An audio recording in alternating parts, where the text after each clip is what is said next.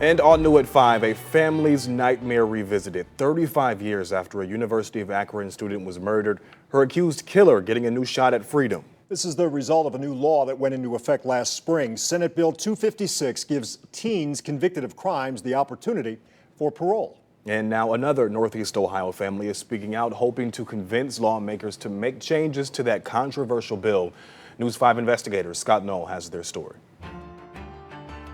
Photos on a dining room table tell the story of a life cut short. Dawn McCreary was just 20 years old when she and fellow University of Akron student Wendy Ofredo were kidnapped, raped, tortured, and eventually murdered in September 1986. Rob McCreary was just 17 years old when his sister was killed. You have to think about that night and what she went through. Horrors McCreary and his family thought they'd be able to bury when Richard Cooey, one of the men convicted of the murders, was put to death in 2008. We thought we'd never have to deal with this again. After all, the second person convicted of the murders was sentenced to 95 years to life for the crimes. But then this summer came a surprise the McCrearys never imagined. That's my biggest concern, is it's just a blindside. A second chance for convicted killer Clint Dickens. A newly passed law paving the way for Dickens, who was 17 at the time of the murders, to become eligible for parole early next year. A shock to McCreary's family. I think it's a bunch of bullcrap.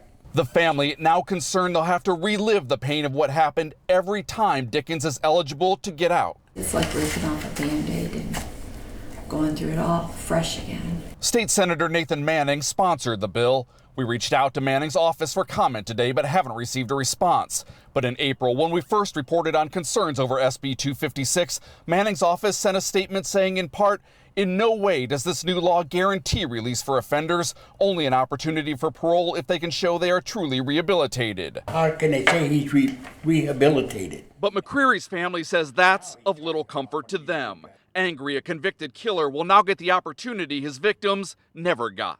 They didn't get any of that. They didn't get to plead their case. They didn't get to ask for a second chance. The family hoping lawmakers will revisit the issue and spare others in their shoes the pain of reliving a horror no amount of time can heal. If they decide that they're going to let him out, then I think what should happen is whoever wrote this bill up, they go serve the rest of the time.